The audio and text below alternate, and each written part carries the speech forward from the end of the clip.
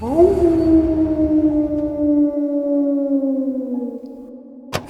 Adam here, and welcome back to the channel. I'm currently spending some time in the Lake District National Park here in the UK, so I wasn't able to write about any new disappearances this week. However, I've put together this hour-long compilation of cases that I've covered previously on the channel. I should be back soon, so if there are any specific disappearances that you'd like me to cover, then do let me know in the comments below. With that, stay safe, and I'll see you soon.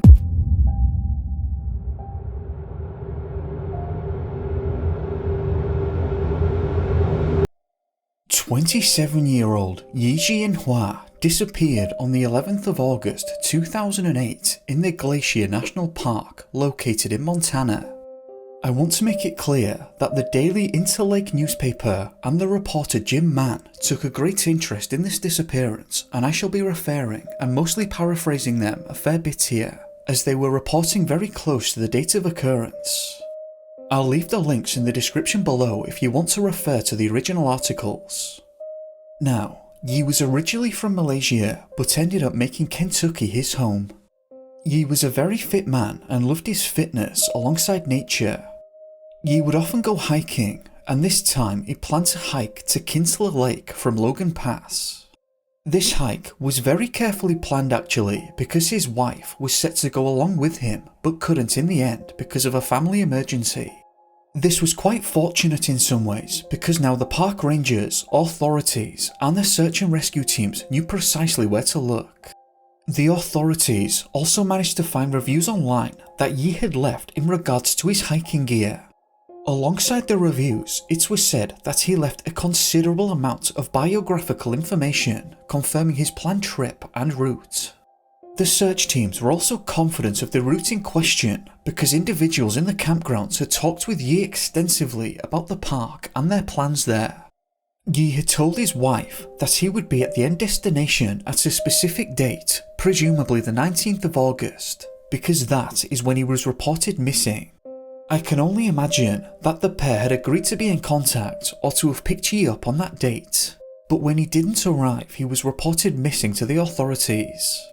The search for Yi was extensive and helicopters were in the air with thermal imaging equipment, while experienced search dog teams were on the ground, alongside the many professional and volunteer search and rescuers. Unfortunately though, the search provided no clues as to Yi's whereabouts, despite the detailed hiking plans, his abilities and general confidence of the area where he should have been. The helicopters never made any positive sightings, and the search dogs never picked up Yi's scent. The route in question was around 90 miles in length and extended through rugged country, as said, starting at the Sperry Glacier trailhead and ending at Kinsler Lake. Very quickly, they had 25 individuals, along with search dogs and 2 helicopters scouring the trail for him. The incident commander, Patrick Sudduth, said that he was hopeful that they would be able to locate Yi, but he knew that the odds of finding him in good condition reduced each day. A week into the search, and there were still no new developments at all. The dogs had never found a scent, and the helicopters hadn't made any sightings either. There was some amount of confusion present about why they weren't able to locate him. Yi's wife was confident that he would not have left the trail, but because the trail had been thoroughly scoured already, the authorities cited the lack of any tracks and concluded that he must have gone off trail at some point, though the reasoning why is not clear. The search teams organised an intensive 2-day mission with the purpose of scouring the Sperry Glacier, and they were hopeful that they would find his tracks. Unfortunately though, they said that the only tracks that they came across were wolverine and grizzly bear tracks. At this point, they had a professional mountain rescue team join the search who were flown by helicopter to be lowered into various crevices. But after a thorough search, they still had no success in locating Yi. The team also added that no human tracks were seen in the area or near the crevices. During Yi's hike, the weather did take a turn for the worse and a snowstorm had hit the area. One of the search leaders, Jordan White, said it's difficult to gauge tracks based on the melt process and the new snow. But he said that he was confident of the team's thoroughness and that there were no human tracks in the area. It was the 26th of August when the Daily Interlake reported on this incident, and the 31st of August is when they followed up. Patrick Sudduth said that the search had been incredibly frustrating and exhaustive. He said that by this time, over 2,500 man-hours had been put into finding Yi, but they couldn't locate a single trace of him, despite having such detailed knowledge about his plans. Even their deviations from the trailhead and their attempts at searching the very hazardous area were turning up nothing. Patrick said, "You go to sleep thinking about this, and then when you wake up, you're still thinking about it." It's fair to say that this incident was consuming and confusing Patrick somewhat, because he knew how thorough the teams had been in the high probability search areas, but still, they weren't finding anything to help. Yi's car was actually located in Logan's Pass, which would mark the end of the first leg of the trip, as he was supposed to resupply there. However, it was obvious that he hadn't made it to the car. New areas were constantly being added to the search effort, but each search would lead to finding nothing. During the search, they found items such as sandals and a baseball hat, but they never found anything that belonged to Yi. Because absolutely nothing was turning up, the search teams began to speculate that Yi may have tried to downclimb from a cliff, even though they had no idea why he might have done this. Search leader Divaki said it's frightening to think that someone would try downclimbing these kinds of cliffs. It seems that all concerned were desperate for answers and were having a hard time explaining why no clues had presented themselves. It also appears that there were those who placed a large amount of faith in the search dog teams who ultimately came up with nothing. The Daily Interlake checked in again on the 4th of September, only adding that the search had been massive and had encompassed waterfalls, cliffs, trails, and an enormous area off-trail. On the 19th of September, they checked in again, and while there were no new developments, they stated that Yi was an experienced hiker, but no sign of him has been found in either of the places he was supposed to visit or the surrounding areas. That was followed by good hiking safety advice. After that, the trail then goes cold on this case, at least until 3 years later.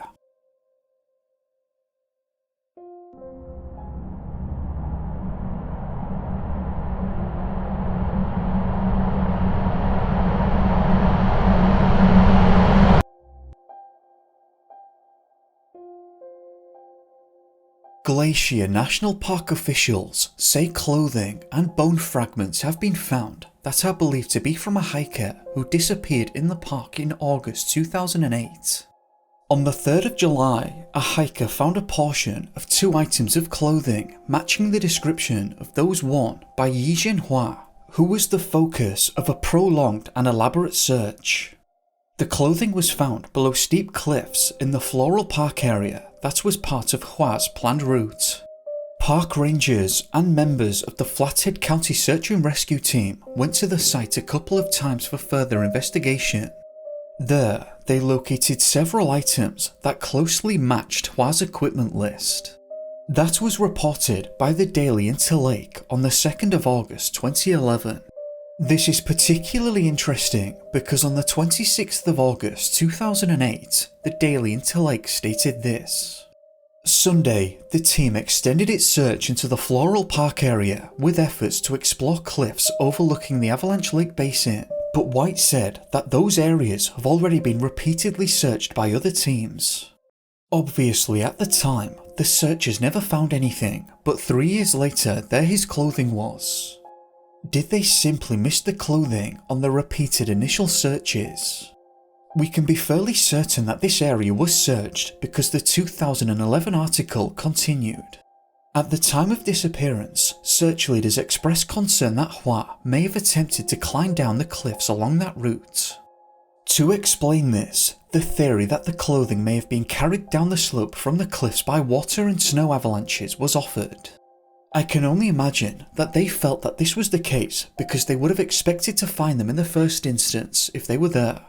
Now, you might imagine that was the end of it, and I suppose it technically is in regards to the information specific to Yi.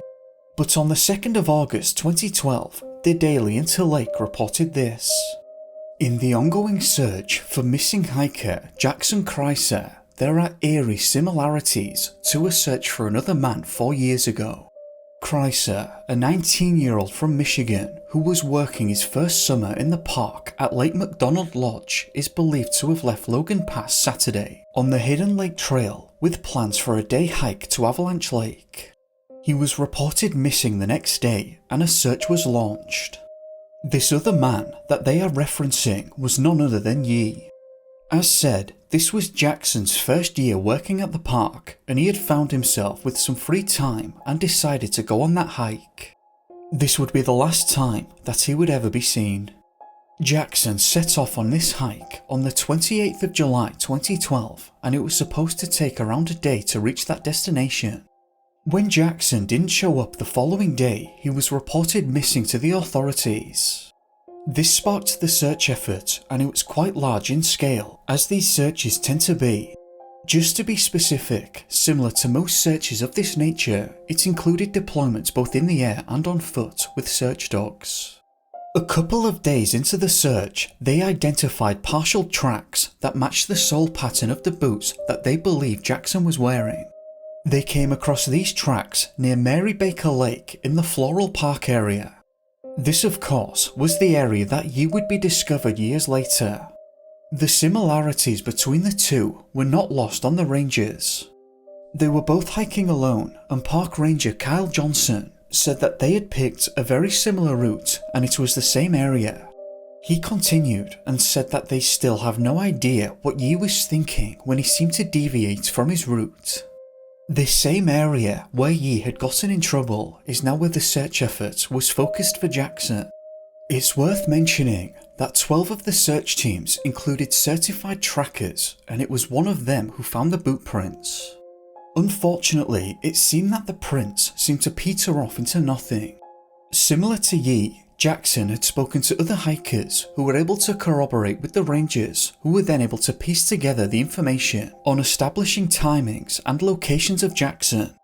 It's also worth mentioning that when they discovered his tracks, they were confident that he would be found in a timely manner. However, they never came across any additional tracks, which could be considered odd. Because they weren't finding any further clues, they brought dogs down to the location of the tracks and they had thermal imaging equipped helicopters flying overhead. Neither were successful and the dogs simply did not pick up a scent. If you follow David Paulides, this next part may be of interest to you. The Daily Interlake reported this. His intended route is in some treacherous country filled with rock cliffs, waterfalls, wet and slippery rocks, dense vegetation and many boulders. David, of course, mentions boulders or boulder fields as being specific to his criteria. 3 days later, on the 3rd of August 2012, the searchers found new tracks that evening.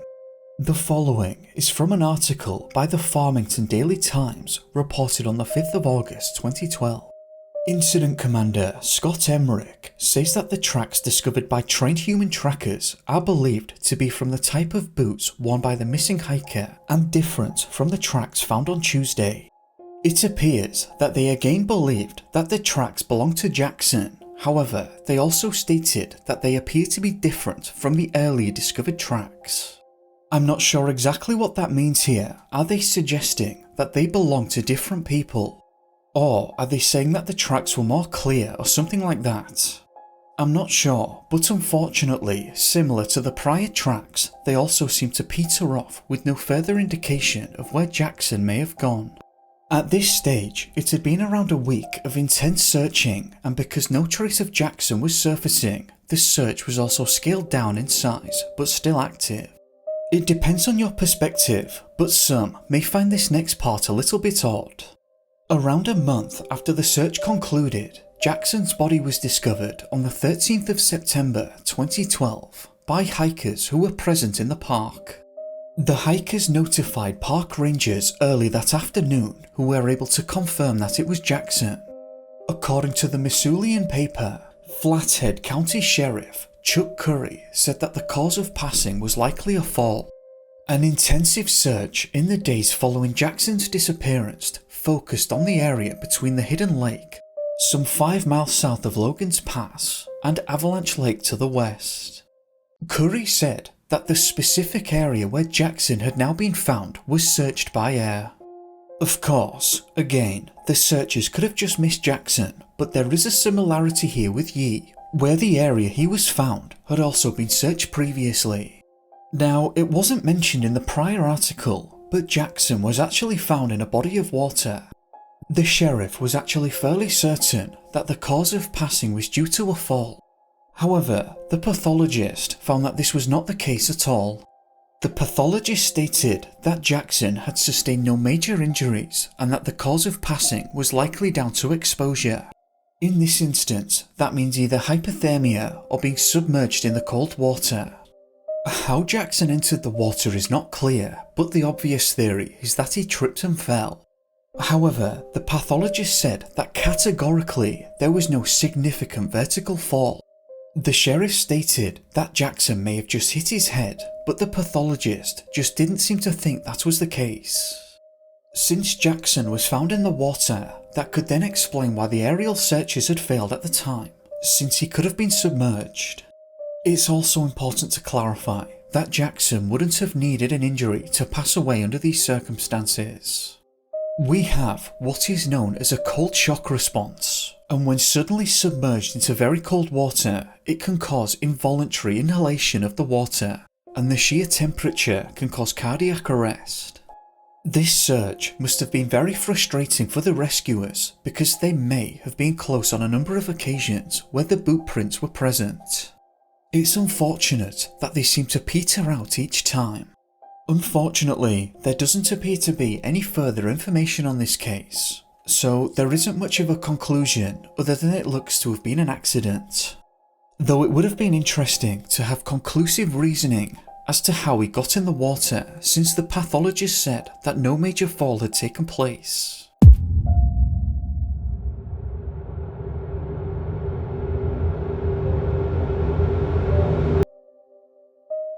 Gottfried Toyer was 62 years old when he disappeared while visiting the Müritz National Park area on the 13th of June 2016.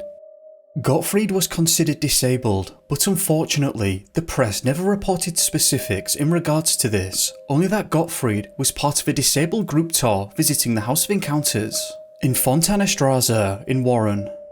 The place they were visiting describes themselves as a facility for leisure and recreation. The house is a place of encounter and integration. The community centre is surrounded by old trees and in the medicinal bath Warren on the banks of the Müritz in the heart of Mecklenburg Lake District. A lawn with play and swimming facilities and the Müritz National Park is on our doorstep. It's not clear precisely what the group were there to do, but exploring the national park along with swimming, boating, fishing and hiking are common activities at the facility. Unfortunately, the reports are not specific as to what the group were doing at the time of disappearance, but those in charge were quoted as saying Gottfried had disappeared from 1 second to the next. That might be a slightly awkward translation on my part, but what they were effectively stating was that 1 second he was with them and then had disappeared the next and they weren't sure how or where he'd gone. I'm fairly certain that the group were hiking in the park at the time, as reports indicate that the authorities, alongside many search and rescue personnel, were scouring the Müritz National Park. Again, reports didn't make Gottfried's disabilities known, only that he required medication to keep him in good condition, meaning that the authorities knew that time was of the essence in this situation. On the 16th, the press portal.d reported that the search for Gottfried, who had been missing from Warren since the 13th, continues today. So far, various information at his suspected direction of travel has been received, but the search was unsuccessful despite the use of police helicopters, tracking dogs and police officers. The police are asking the population to help find the missing person. It appears that the police's call for help was heard loud and clear, and more search teams were organised and volunteers flocked to the park to help search.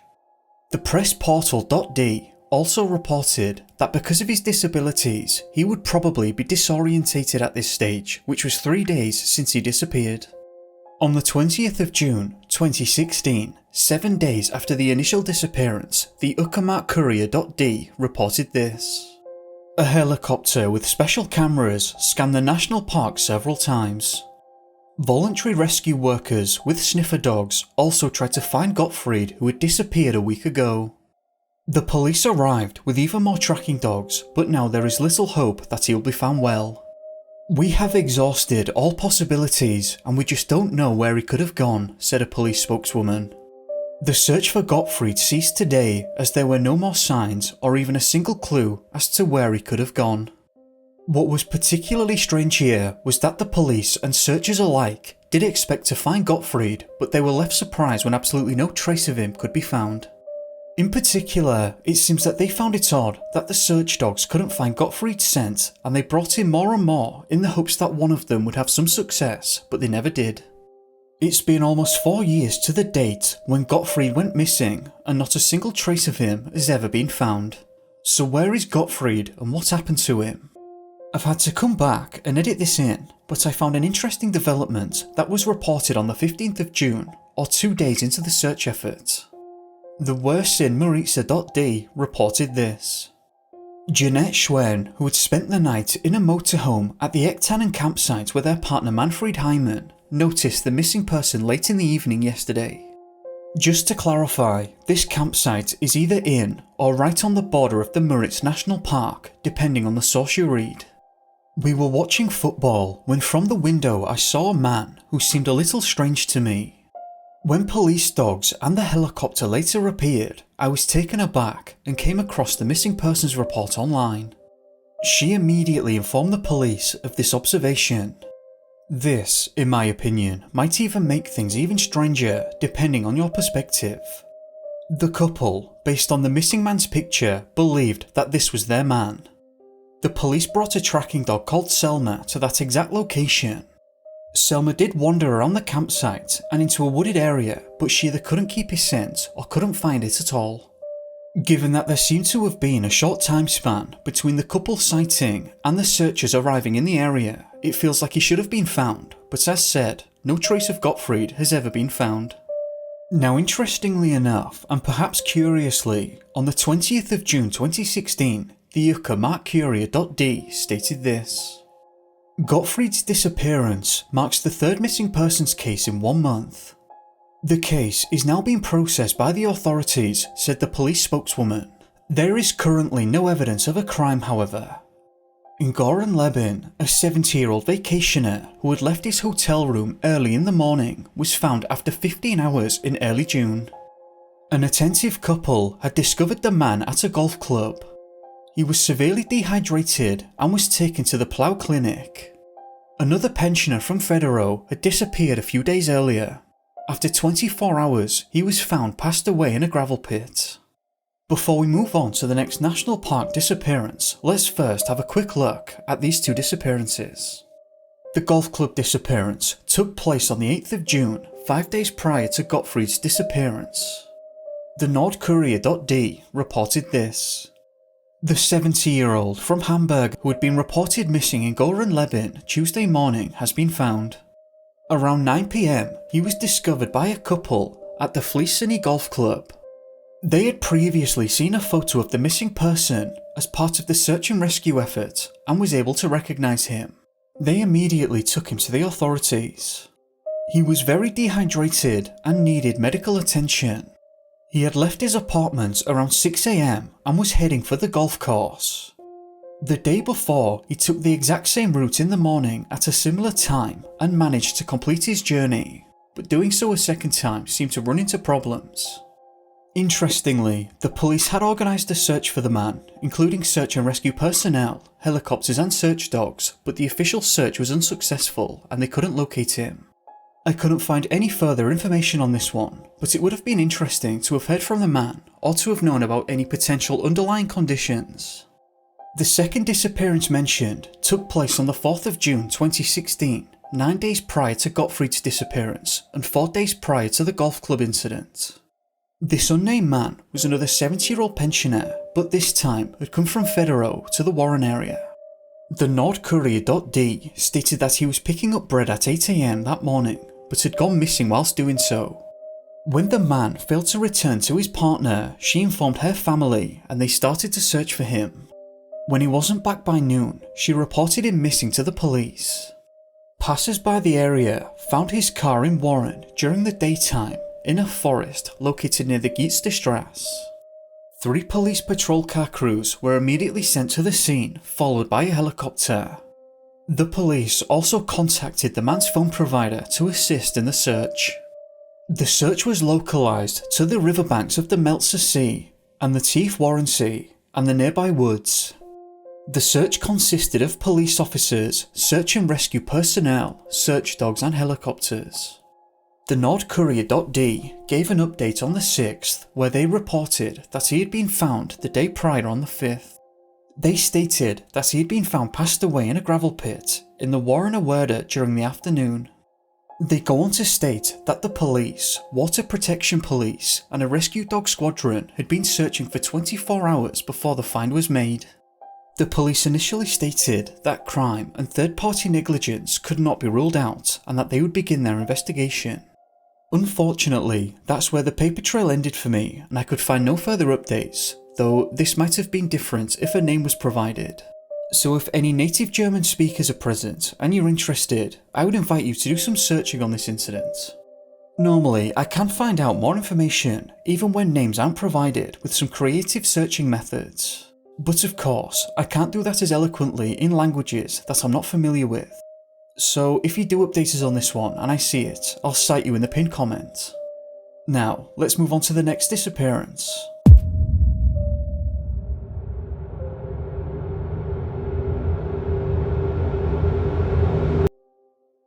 Glenn and Bessie Hyde disappeared from the Grand Canyon National Park on the 18th of November 1928.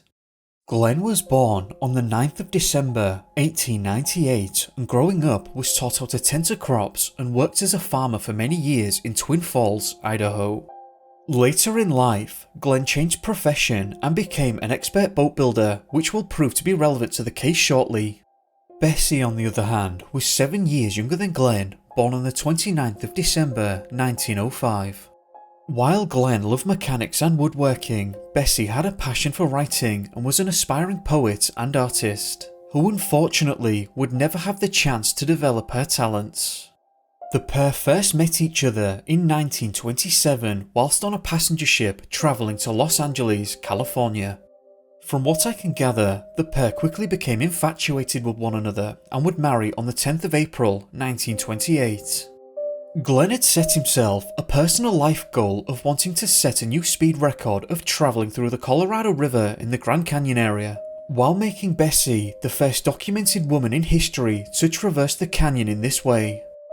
To that end, Glenn had a lot of experience navigating rivers and rapids and used his talents to build a 20-foot-long wooden scow to take them on this journey. An article written by the Miami Daily News Records indicates that the pair began their journey on the 20th of October 1928. Bessie had no prior experience sailing in this manner and certainly didn't have experience with rapids, so the pair practiced near the city of Green River in Utah. They used the rivers in the area as their training grounds and Glenn brought Bessie up to speed. They made plenty of successful trips through the rapids in the area and Glenn predicted it would take 1.5 months to complete their route through the Grand Canyon. On the 16th of November, the couple arrived at a village on the south rim of the Grand Canyon where they began stocking up on supplies and told a local reporter of their intention. On the same day, the pair decided to hike along the Bright Angel Trail where they met with 2 renowned photographers by the names of Ellsworth and Emery Kolb, brothers who were based at a cliffside studio. According to ExploreTheCanyon.com, Glenn and Bessie introduced themselves to the Kolbs, explaining that they were honeymooners who had been rafting on the river for 26 days. The brothers said that the couple asked to have their photo taken on the canyon rim and would return to retrieve it after their trip was completed. According to Emery, Glenn said that they didn't have life preservers, a comment that evoked a warning from Kolb that Glenn responded to with a laugh. Bessie, Emery said, looked nervous about the remaining journey ahead. As Glenn and Bessie prepared to depart and walked down the trail to their boat, Emery's daughter Emily appeared, nicely dressed. Bessie remarked, "I wonder if I shall ever wear pretty shoes again." I'm not sure that statement at the time was meant as ominously as we can now perceive it. Glenn and Bessie were last seen 2 days later on the 18th of November, and their boat was found approximately 3 weeks afterwards. Upon discovery, the scow was floating upright around River Mile 237. All of their belongings and supplies were still aboard, securely packaged and strapped to the boat. As far as I can tell, the boat didn't appear to have any significant damage and, as said, was floating as you might imagine in the river. Glenn and Bessie, on the other hand, were not in the area and there were no signs present to indicate where they might have gone. An abandoned camp was found near River Mile 225, but a search of that area didn't provide any results. At this stage, let's have a look at some news outlets who were covering this incident much closer to the time. The Miami Daily News Record reported this. December 22nd, fear that the treacherous rapids of the Colorado River has claimed the lives of Glenn Hyde and his bride Bessie grew today as searches continued to a dogged hunt for the adventurous pair who set out 2 months ago in an attempt to navigate the Grand Canyon in a homemade scow. A searching party working through the lower regions of the canyon sent word here that no trace of footprints had been found in the mantle of snow around the rim of the Great Gorge. It had been hoped that the snow might tell the tale of the disappearance of the Hydes after Army aviators had sighted their scow, but slightly damaged and with its provisions intact on a jagged rock early this week.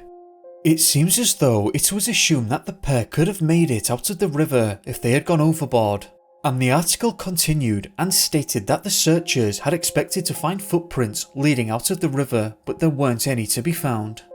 The river in question was scoured and no trace of the pair could be found beneath the waters. Therefore, the assumption that they had made it to land was made somewhat stronger. This assumption was further compounded when searchers seemed to find a clue. On the 25th of December 1928, the Salt Lake Tribune reported this with the heading, "Footprints Render Clue." December 24th was when the first word of the whereabouts of Glenn Hyde and his wife, who have been missing in the silence of the Colorado River's vast stretches for 40 days, was brought tonight by Peeper Prow. He told of discovering footprints of a man, evidently those of Hyde, at Bass Cable Crossing and Ruby Canyon Rapids in the bottom of the Great Gorge. Glenn's father headed a land party down to the area and searched alongside those already there, but unfortunately learned that the footprints didn't seem to lead very far. The Salt Lake Tribune also stated that the scow in which the couple attempted to navigate the dangerous river apparently was undamaged, according to the aviators. So whether the scow had minor damage or none at all isn't clear, though given that this is the later report, it probably is not inappropriate to assume that the boat hadn't sustained any damage, which I imagine posed some questions as to how and why the couple had entered the water. Though of course, it's important to keep in mind the unpredictability of the rapids, which could have dislodged one of them, leading the other one to attempt rescue. The Salt Lake Tribune indicated that the footprints seemed to suggest that Glenn had stopped before entering the rapids to scout ahead and get a better idea of what they were up against. Unfortunately, this finding doesn't seem to provide much of an understanding as to what may have happened. Were the pair still together at this point? If so, did Glenn get back into the boat with Bessie afterwards? Or did he disappear at some point during this hike?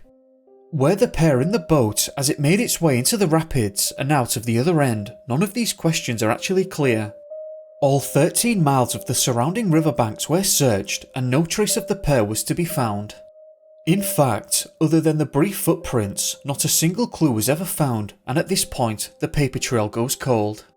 The search was extensive and included a vast array of people, including many volunteers who made the trip down there due to a lot of newspaper coverage.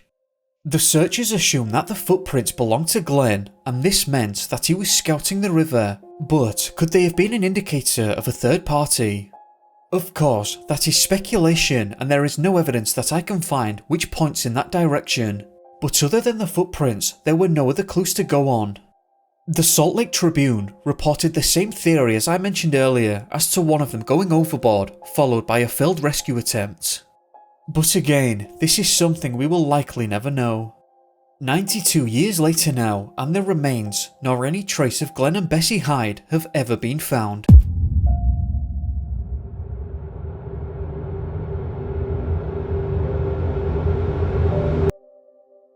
On the 12th of July, 1966, 8-year-old Denis Eugene Johnson disappeared in Yellowstone National Park.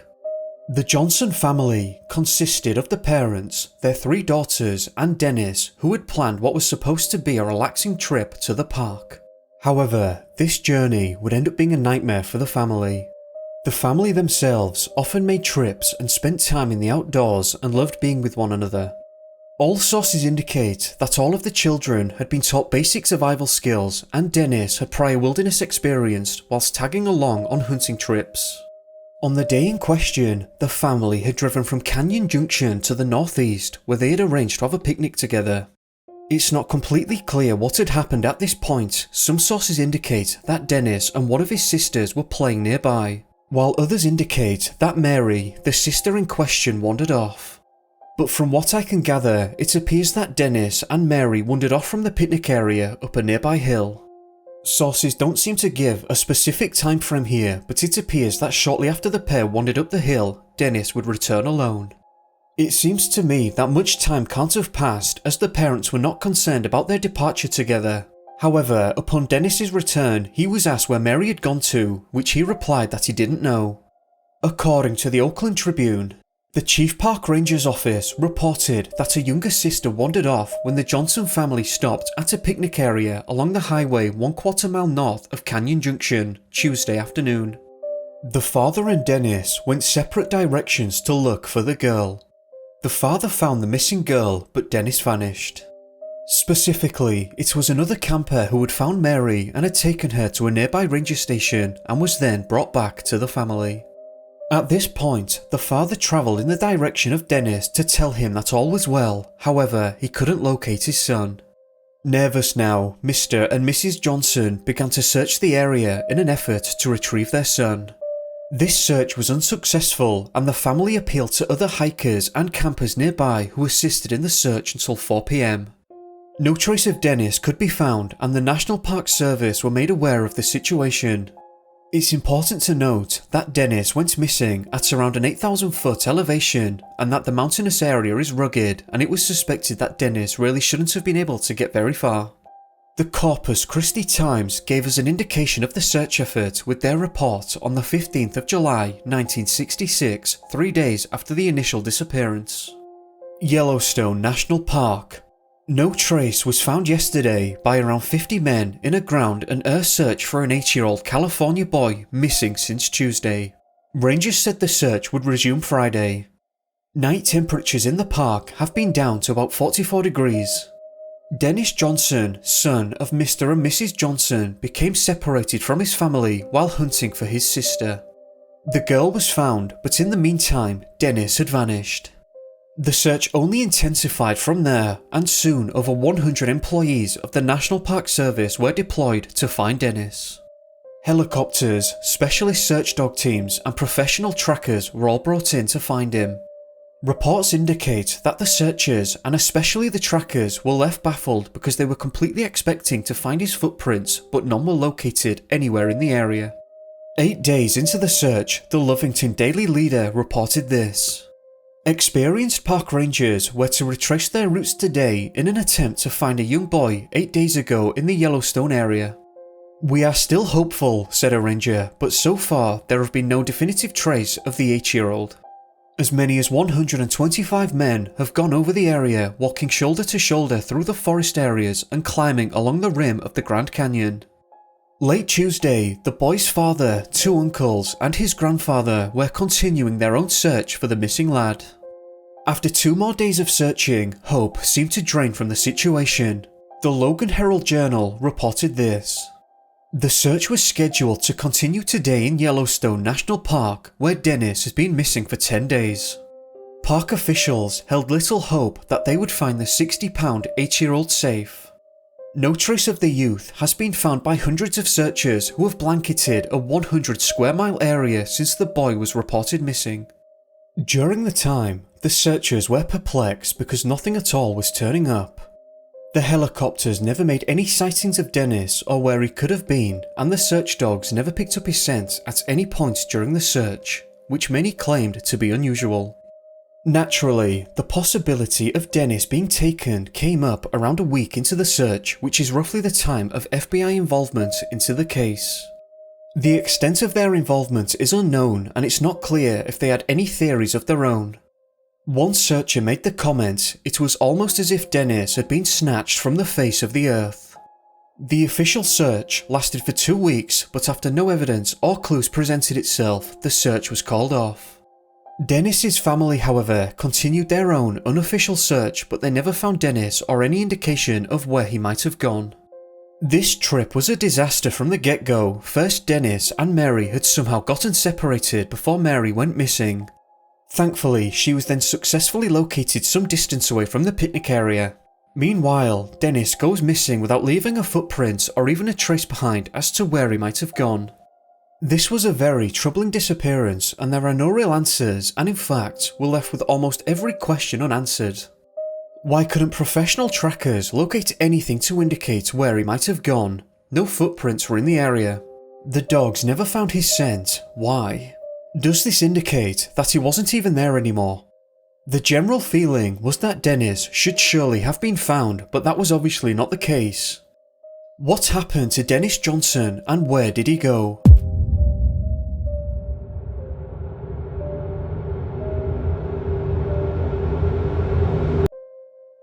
36-year-old Kevin Robert O'Keefe was thought to have disappeared in the Glacier Bay National Park sometime in early October of 1985. Initially, in late September that year, Kevin had planned a lone trip to the isolated park. It's not clear if there was any specific motivation for this trip other than the fact that he loved the outdoors, hiking and travelling. Speaking of which, Kevin was an experienced outdoorsman and hiker, and he engaged in these activities frequently and was said to be very skilled. Kevin originated from Sacramento, California, and made the trip to Juneau on the 20th of September 1985, and from there took a float plane to Muir Inlet. It was in this area where Kevin set up his tent and established a base camp. It's thought that during this time, Kevin was probably hiking around wilderness areas, as was his intention. But on the 8th of October, a park ranger by the name of David Nemeth alongside another ranger spotted Kevin's base camp and were going to stop by to say hello. However, they quickly realised that something wasn't quite right. There were no sign of its occupants, and they found his untouched belongings and a broken centre pole of the tent. The rangers concluded that the owner was probably just on a hike, and they secured the tent with the intention of returning the following day. It's important to note at this stage that the rangers did not believe that the pole was as a result of any kind of struggle, and there was nothing else to indicate that it was. In any case, they returned the following day on the 9th, but there was still no sign of Kevin, and the rangers stated that it didn't appear as though anyone had stayed the night at the camp. The rangers made a preliminary search of the area, but unfortunately couldn't figure out where he might be and couldn't locate any clues. The Alaska State Troopers were then informed and a land and air search were organised, but this failed too. On the 14th of October 1985, the Sitka Daily Sentinel reported something very unusual. Rangers using dogs, airplanes and helicopters have ended their ground search for a California man missing in Glacier Bay National Park since last week. Kevin failed to arrive at a rendezvous with a chartered airplane Thursday, said National Park Service spokeswoman Nancy Stromson. She said rangers looked for O'Keefe on Thursday, Friday and Saturday, and park officials will continue to check the shoreline by boat and aircraft periodically. O'Keefe was dropped off at Wolf Point near Muir Inlet on the 22nd of September and was last seen on the 28th. Searchers found a wool cap and hiking boots half a mile from his campsite. He told park employees that he was planning to take a series of day hikes around his campsite at Wolf Point. Saturday, searchers found gloves, scraps of food and an airplane boarding pass. The temperature has dropped to freezing at night and has been in the low 40s during the day in the area. Kevin's relatives stated that he would only be making short day hikes and wouldn't be making any overnight trips as he didn't like them and found them to be too dangerous. Rangers said that at the time there were no bear tracks anywhere near the camp or the nearby vicinity, and as a result said that animal predation seemed to be very unlikely. Searchers never found anything to indicate a struggle had taken place. They said that there were no footprints and no other clues. The search dogs failed to pick up Kevin's scent, and the helicopters never spotted him or anything out of the ordinary. It was also mentioned that the searchers found the discovery of the boots, hat and gloves and boarding pass odd and struggled to come up with the rationale to explain it. One proposed theory was that Kevin had simply experienced hypothermia and then later paradoxical undressing. But the searchers said that the rest of his clothing would have been expected to be found. Based on newspaper reports and from my understanding, it seems that the hat and boots were found in one location half a mile away, while the gloves, scraps of food and boarding pass were found the day afterwards in another location, though I'm not sure just how far away they were. So what happened to Kevin and where did he go? Almost 35 years later, and no further trace of Kevin has ever been found.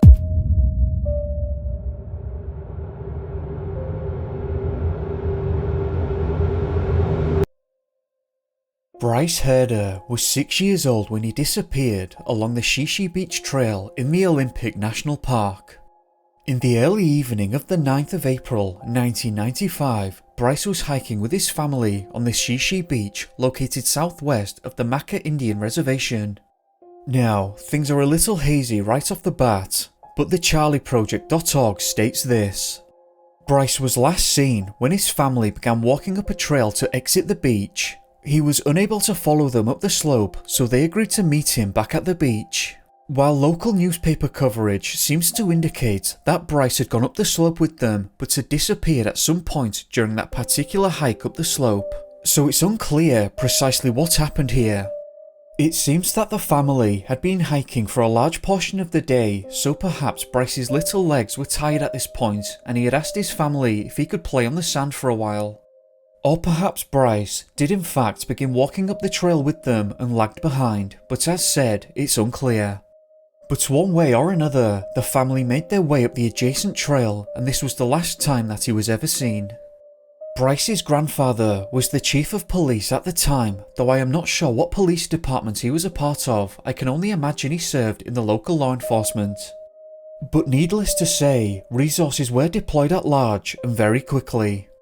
Within 45 minutes of the disappearance, there were 30 searchers present, including Coast Guard helicopters, and these numbers only grew, and quickly at that.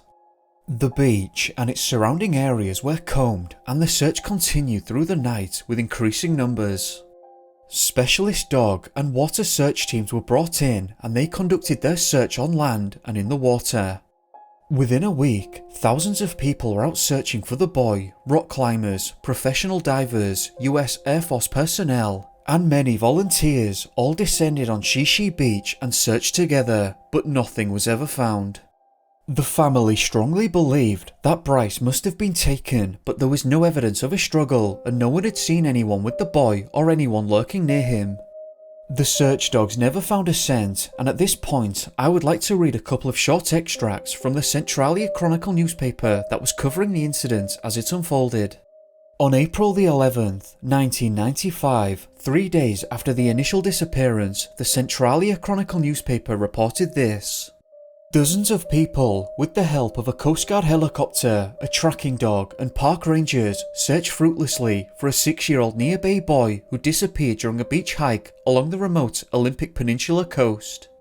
Bryce Herder disappeared Sunday during a hike with family members along the northern peninsula's Shishi Beach. When an older brother turned around to look for Bryce at one point, he was gone, said Joe Martin, the Clallam County Undersheriff. Crews from the county and the US Coast Guard searched all night on the beach and in the water. About 40 people, including members of the National Park Service, searched until dark Monday but found no trace of the boy. The Centralia Chronicle updated with the following heading the day afterwards.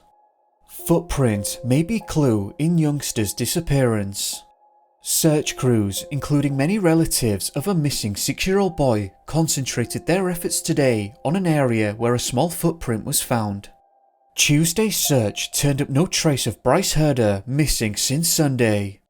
Clallam County Under Sheriff Joe Martin said that the footprint was found late Tuesday at the south end of the search area. Authorities say that they do not know what happened to the boy, but foul play is not suspected. Searchers at the time identified something odd, so let's get bizarre. Searchers reported that some footprints were found and that they were believed to belong to Bryce as they were the correct size and matched his footwear. They said that the footprints seemed to go on for a while but would stop and start again with nothing in between. They then state that no further evidence presented itself as to the whereabouts of the boy. This area was scoured and no further trace of Bryce has ever been found, so where did he go? Did he stay on the beach by himself or did he follow his family up the slope? Charlie Project seems to believe that he stayed on the beach, while newspaper reporting seems to indicate that he was with the family at the time. Another important question is what was happening with the footprints. Given that they seem to have intermittent breaks and would just suddenly stop and start, could this indicate that he was being carried? However, there was no mention of any other footprints, so is that scenario unlikely? Again, no one was seen with or lurking around Bryce. So did he just wander off in that direction alone? It's not clear. But after a lengthy and resource-heavy search, no trace of Bryce was ever found.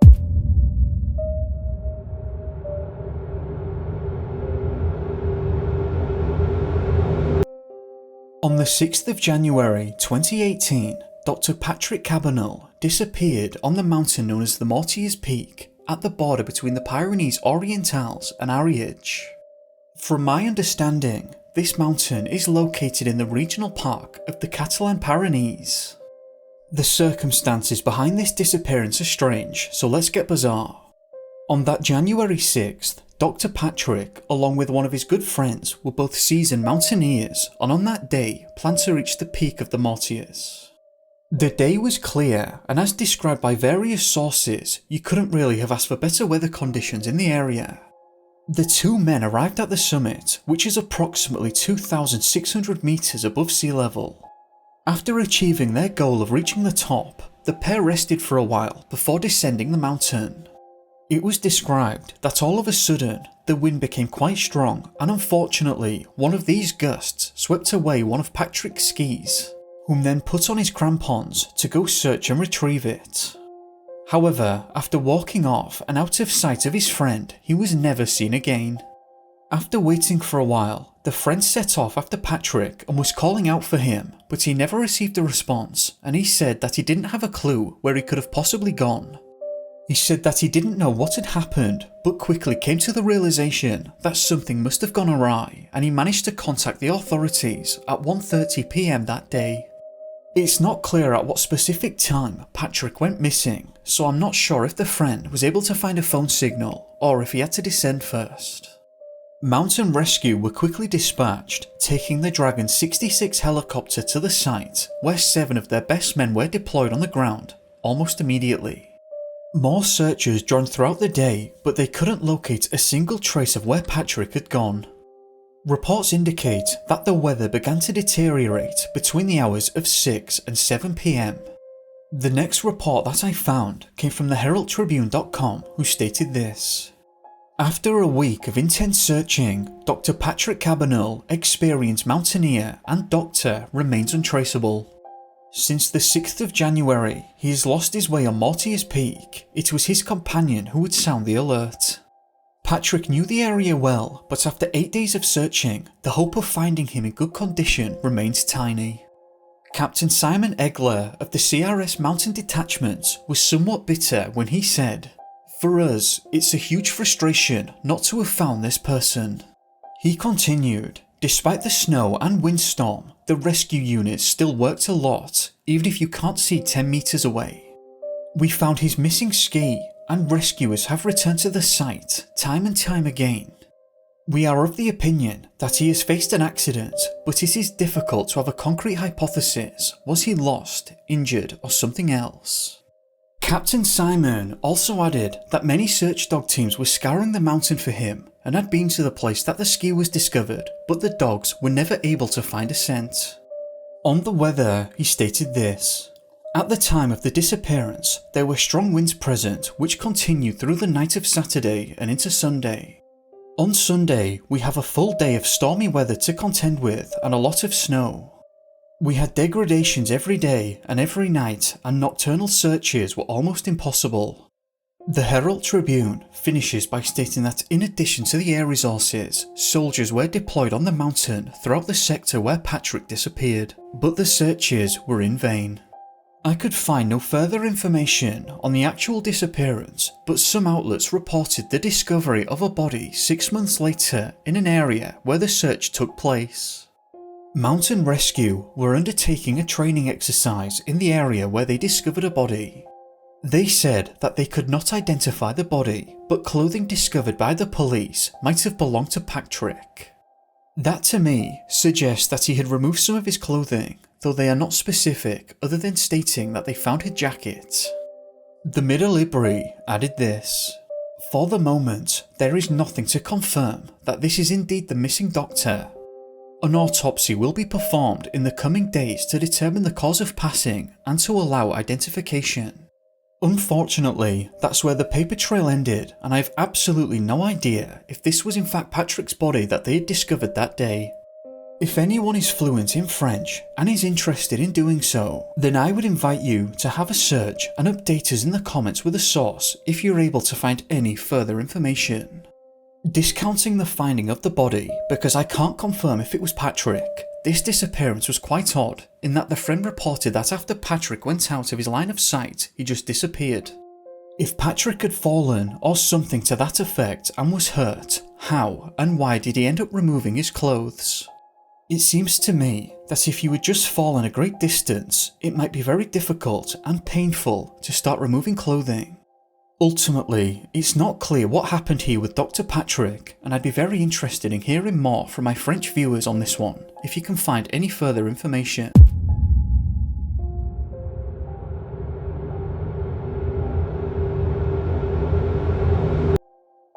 Mount Rainier National Park is the destination where Joseph, or rather Joe Wood out of his own preference, disappeared on the 8th of July 1999.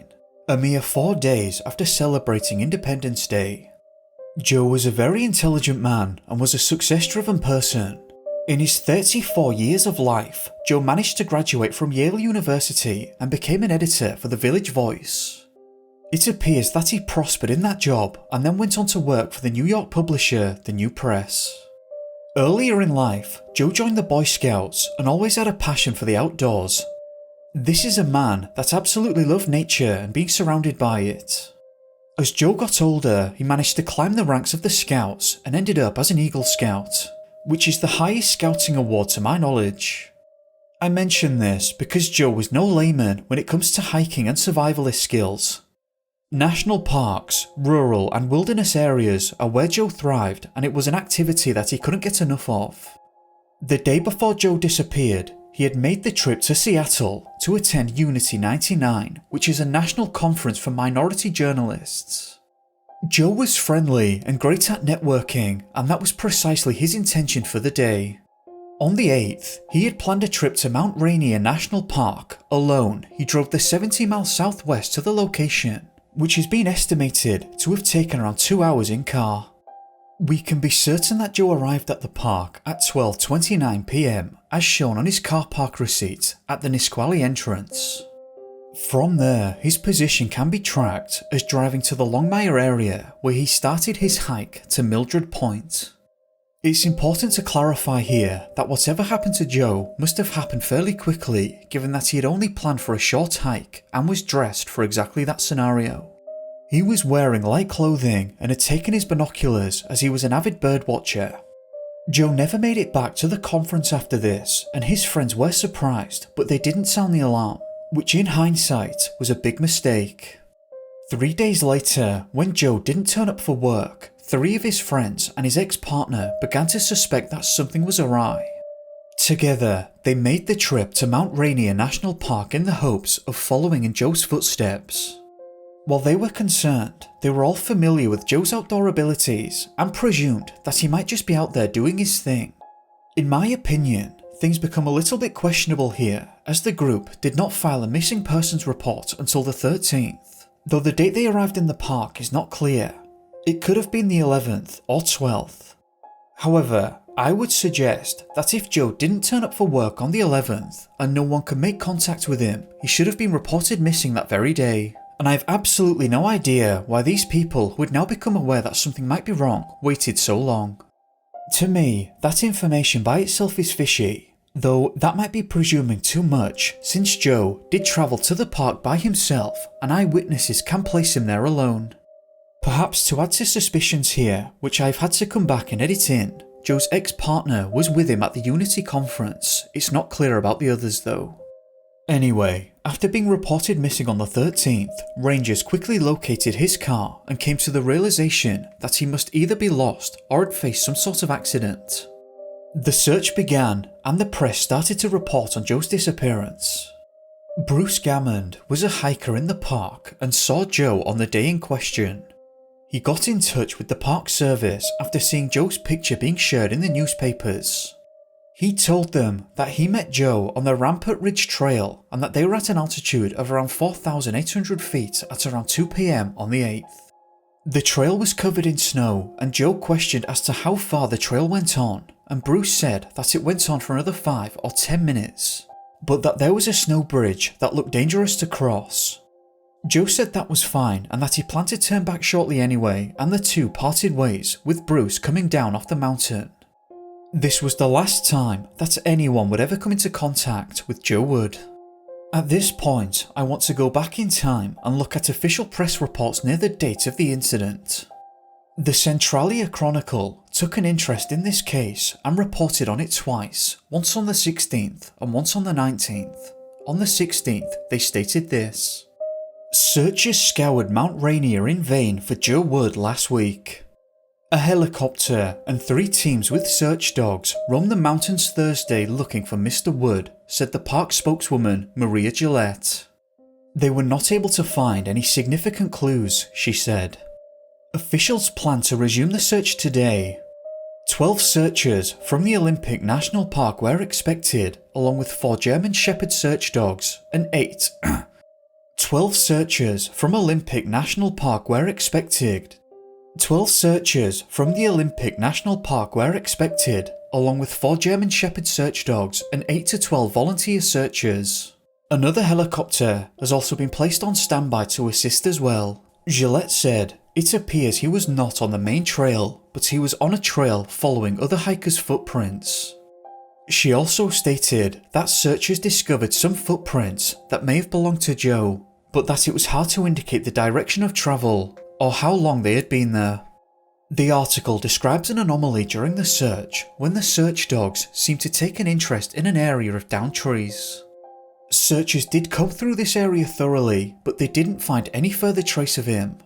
This raises the question, was this just an anomaly, or had Joe actually been to that location? And if so, why couldn't the dogs trace his position after this point? It's also worthy of mention here that the weather did take a turn for the worst 3 days into the search when heavy rain began to fall. On the 19th, the Centralia Chronicle stated this: "After 5 fruitless days, the search for a New York book editor on Mount Rainier has been suspended. No clues emerged in our searching today," park spokeswoman Maria Gillette said Sunday after meeting with Joe's family and friends. Maria then points to the conversation with Bruce and the potentially dangerous snow bridge. She said that it was a likely possibility that he had tried to cross the bridge, which then could have collapsed and caused him to fall. While an obvious speculative point to make, surely this could have been verified with ease by actually visiting the location and seeing if the bridge had collapsed.